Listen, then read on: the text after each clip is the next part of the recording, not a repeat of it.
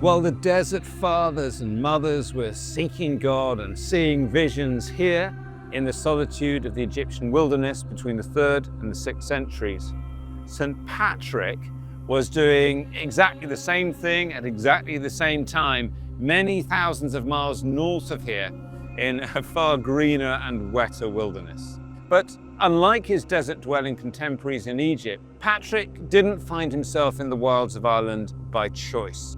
Originally from Britain, Patrick was captured as a teenager, trafficked across the Irish Sea and made to herd sheep in the mountains and moors of County Antrim in modern-day Northern Ireland from the age of just 16. But instead of growing bitter, Patrick turned this geographical and psychological wilderness into a place of passionate prayer. I would pray all the time, he recalls in his autobiography. More and more the love of God and the fear of him grew strong within me. And as my faith grew, so the Spirit became more and more active, so that in a single day I would say as many as 100 prayers, and at night only slightly less. Although I might be staying in a forest or out on a mountainside, it would be the same. Even before dawn broke, I would be aroused to pray. In snow, in frost, in rain, I would hardly notice any discomfort. And I was never slack, but always full of energy. It's clear to me now that this was due to the fervor of the Spirit within me. The fervor of the Spirit within me. Hundreds of prayers night and day. Patrick's passionate pursuit of God in prayer in the wilds of Ireland was the very same fire that burned so fiercely in the bellies of his contemporaries right here in the deserts of Egypt, Syria, and Arabia. And like them, in prayer, he wrestled temptation, he encountered the angels and demons, and received mystical visions. One night, after 6 brutal years of captivity, Patrick heard a voice in his sleep saying, "You have fasted well, and very soon you will return to your native country. Look, your ship is ready." Spurred to escape, he walked 200 miles to the location that he had been given in his dream, and, sure enough, found a ship willing to take him back to freedom in Britain. I guess that would be the end of the story, and in fact probably wouldn't even know Patrick's story if it wasn't for what happened next. Back in Britain, finally living as a free man, an Irishman came to Patrick in a dream one night, carrying many letters, and as he read the first letter, a chorus of Irish voices cried out, "Come and walk again amongst us." Bravely and remarkably, led by this dream, Patrick obeyed. He returned to the land of his captivity, defiantly proclaiming a message of true freedom in Jesus Christ.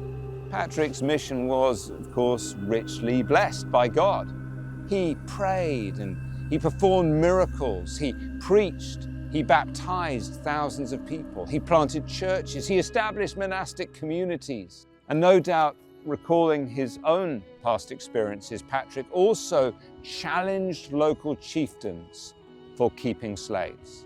No wonder he eventually became known as the great apostle to the Irish. And St. Patrick's Day, March the 17th, continues to be celebrated all around the world. So everyone, cheers, slante, here's to St. Patrick, Ireland's very own desert father.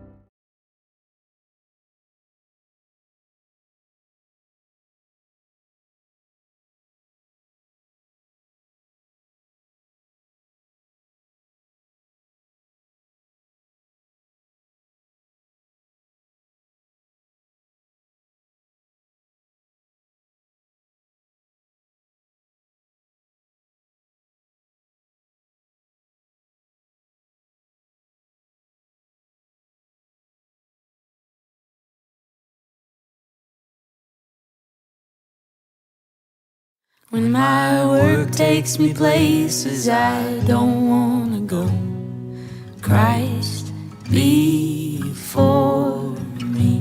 And my heart aches with sorrow as I hit the road, Christ be with me. When the care of my family takes all that I have, Christ within me. When I'm worn and exhausted, ashamed that I'm mad, Christ defend me. I rise up today in a strength that is not my own. I'm held by the promise of God that I'm never alone. When I'm tossed to the side and I wanna give up, Christ beside me. When I'm busting my ass but it's never enough, Christ beside me. When I work hard but someone else gets the reward, God's eyes see me. And I ask for promotion and they shut the door, God's ears hear me. I rise up today in a strength that is not my own. I'm held by the promise of God that I'm never alone. When I climb the first steps toward a long-held dream, Christ above me, I leap out in faith and I hope to find wings, Christ be